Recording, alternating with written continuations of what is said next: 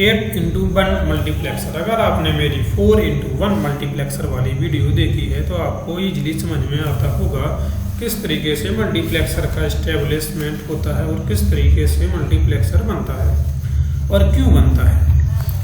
तो अब बात आती है 8x1 मल्टीप्लेक्सर की। तो उसको समझने से पहले अपन एक ट्रुथ टेबल के बारे में देखते हैं। पिछली वीडियो में अपन ने जाना था सिलेक्शन बिट क्या होता है और सिलेक्शन बिट, क्योंकि यहाँ पे 8 इनपुट के लिए बात हो रही है, 8 इनपुट के लिए बात हो रही है, तो बात जाहिर सी बात है कि यहाँ पे 3 सिलेक्टर बिट होंगी। अब ऐसा क्यों होगा? वैसा इसलिए होगा क्योंकि अपन को मालूम है कि 2 की पावर 3 का जो वैल्यू है वो 8 आता है और यहाँ पे 8 इनपुट हैं, तो एक बिट के अंदर पॉसिबिलिटी रहती है कि वो 2 कॉम्बिनेशन ले सकते हैं, 0 या 1। तो इसी तरीके से 2 बिट के अंदर होती है वो 4 कॉम्बिनेशन ले सकता है और 3 बिट के अंदर पॉसिबिलिटी होती है कि वो 8 बिट का कॉम्बिनेशन ले सकता है। तो यहाँ पे 8 इनपुट दिए गए हैं, तो 8 इनपुट में से अपन को चुनना है कि कौन सा अपन को कब लेना है। ठीक है, सिंपल सी बात थी, समझ में आ गई होगी। अब इसकी बात करते हैं ट्रुथ टेबल की। अब ट्रुथ टेबल बनेगी किस हिसाब से? ट्रुथ टेबल बनेगी कुछ इस हिसाब से, कुछ इस हिसाब से बनेगी, थोड़ी सी बड़ी बनेगी।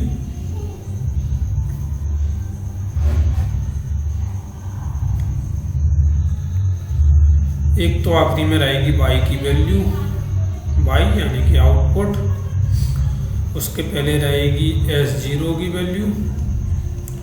आई होप क्लियर दिखाई दे रहा होगा। उसके पहले S1 और S2। ये पता नहीं क्यों फालतू का बन गया, लेकिन बन गया तो बन गया, कोई बात नहीं। वैल्यू किस हिसाब से बनेगी? वैल्यू अपने बाइनरी में पहले भी देते आए, अभी भी देंगे 0 0 0 0 1 1 1 1 0 0 1 1 0 0 1 1। वही वाली टेबल है, आई होप आप समझते होंगे किस टेबल की यहाँ पे बात हो रही है। तो आउटपुट जाएगा, यहाँ पे आउटपुट डिपेंड करेगा डाटा के ऊपर, जो भी आपको डाटा दिया जा रहा है उसके ऊपर आउटपुट अपना डिपेंड करेगा। D4 D5 D6 D7 D0 से लेके D7 तक। अगर आपको क्लियर नहीं भी दिख रहा है तो कोई बात नहीं, आप लोग अपने मन से भी D0 से D7 तक आसानी से कर सकते हैं। ठीक है, यहाँ पे D0 है और आखिरी वैल्यू है D7। आप इसकी टेबल बनाएंगे आपको ऑटोमेटिक समझ में आ जाएगा। कोई बहुत बड़ा कोई रामायण जैसा कुछ नहीं है, बहुत आसानी से समझ में आता है, कोई रॉकेट साइंस नहीं है इसमें। तो D0 से D7 तक एक टेबल बन गई। अब बात आती है कि कौन सा इनपुट कब ये सिलेक्ट करेगा, कौन सा इनपुट कब ये सिलेक्ट करेगा। अब कब सिलेक्ट करेगा, इसका डिसीजन किस तरीके से होगा? इसका डिसीजन होगा कुछ इस तरीके से। अब उनको मालूम है किसी भी चीज़ का अगर मैं कॉम्प्लीमेंट करता हूँ तो उसकी वैल्यू 0 मानी जाती है, अगर मैं उसको नॉर्मल तरीके से लिखता हूँ तो इसकी वैल्यू 1 मानी जाती है। अपन ने SOP POS और भी बहुत जगह अपन ने देखा, तो अपन को बहुत आसानी से इस चीज़ का मतलब मालूम है। तो अब क्या करना है? अब सिंपल से अपन को मल्टीप्लाई करते जाना है। जैसे अपन D0 की वैल्यू कब ली जाएगी? जब S2 की वैल्यू कॉम्प्लीमेंट होगी, S1 की भी कॉम्प्लीमेंट होगी और S0 की भी वैल्यू कॉम्प्लीमेंट होगी। तो इसी तरीके से अगर बात करें D1 की वैल्यू कब ली जाएगी? तब S2 की वैल्यू कॉम्प्लीमेंट होगी, S1 की कॉम्प्लीमेंट होगी, लेकिन S0 की वैल्यू नॉर्मल फॉर्म में रहेगी, बिल्कुल नॉर्मल, उसमें कोई डिफरेंस नहीं होगा।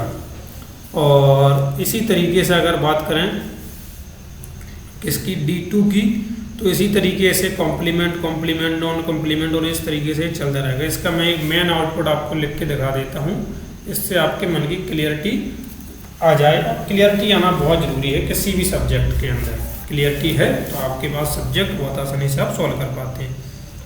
तो D0 की वैल्यू जो होगी उसके साथ होगा S2 का कॉम्प्लीमेंट, S1 का कॉम्प्लीमेंट, S0 का कॉम्प्लीमेंट। बात आती है जब D1 की, ये मैं मेन आउटपुट की बात कर रहा हूँ, इन सब के आउटपुट अलग अलग आएंगे, एंड गेट के द्वारा आएंगे। और D1 की अगर जब बात करते हैं तो वैल्यू आती है S2 का कॉम्प्लीमेंट, S1 का कॉम्प्लीमेंट, लेकिन S0 पे कुछ भी नहीं।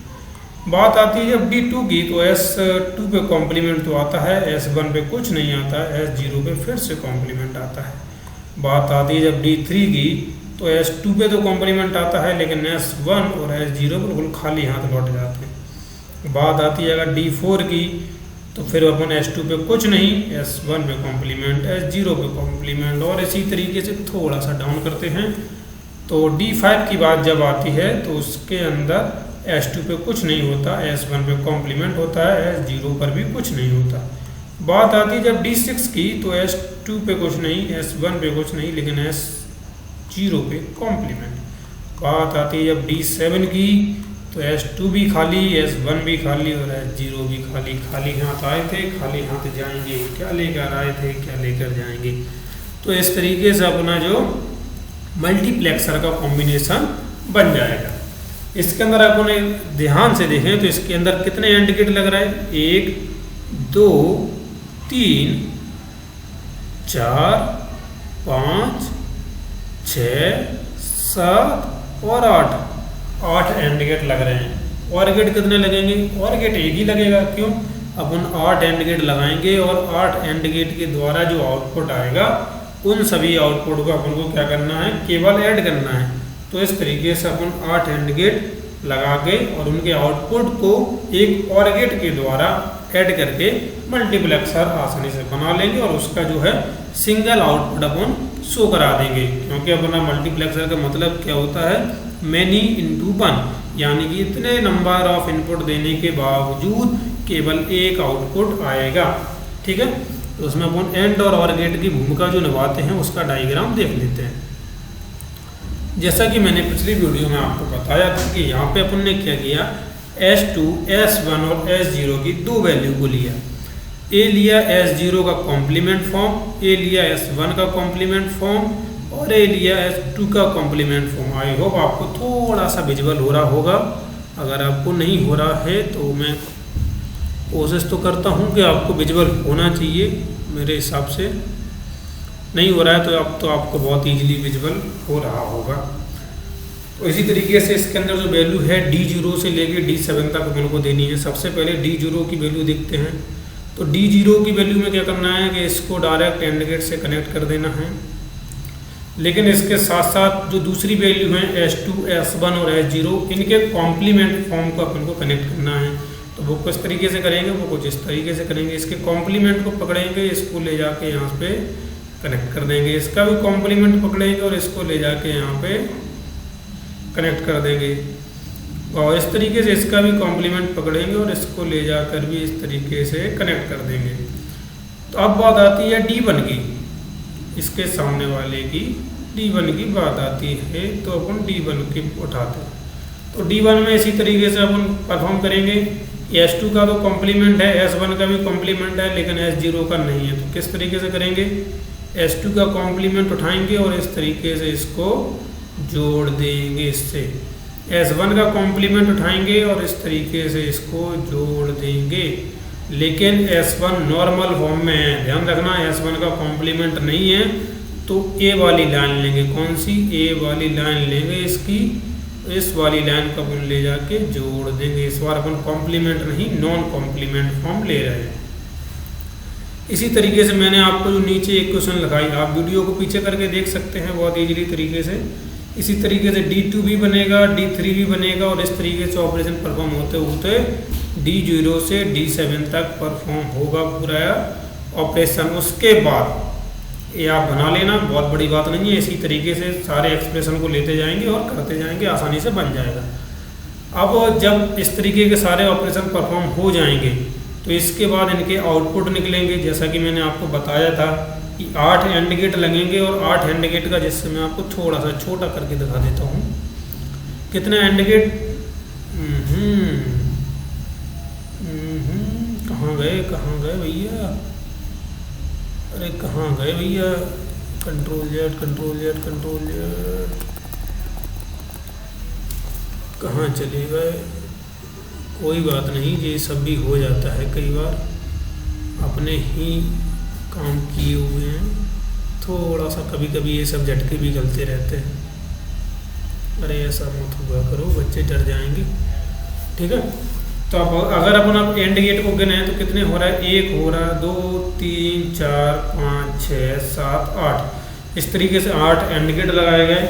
8 एंड गेट के द्वारा आउटपुट आया एक आउटपुट, दो आउटपुट, 3, 4, 5, 6, 7, 8 हैंड गेट के द्वारा 8 आउटपुट, उसका अपन ने एक और गेट के द्वारा जोड़ दिया, उस और गेट ने अपना एक आउटपुट दे दिया, उस और गेट ने एक आउटपुट दे दिया। तो इसने क्या कन्वर्ट किया, यहाँ से D0 से लेके अपन ने D0 से लेके D7 तक इनपुट दिए और उस इनपुट को D7 तक के इनपुट को इसने एक आउटपुट के अंदर कन्वर्ट कर दिया। तो यानी कि इसने बहुत ईजी तरीके से मल्टीप्लेक्सर का काम किया, मल्टीपल इनपुट को सिंगल आउटपुट के अंदर कन्वर्ट करके दिखा दिया। तो आई होप आपको समझ में आया होगा 8x1 मल्टीप्लेक्सर। इसी तरीके से 16x1 मल्टीप्लेक्सर होता है। आप चाहें तो कमेंट में बता सकते हैं, मैं उसको भी एक्सप्लेन करके दिखा दूंगा, इसमें बहुत बड़ी समस्या वाली कोई बात नहीं है। तो मिलते हैं नेक्स्ट वीडियो में किस तरीके से क्या करना है। जय श्री राम।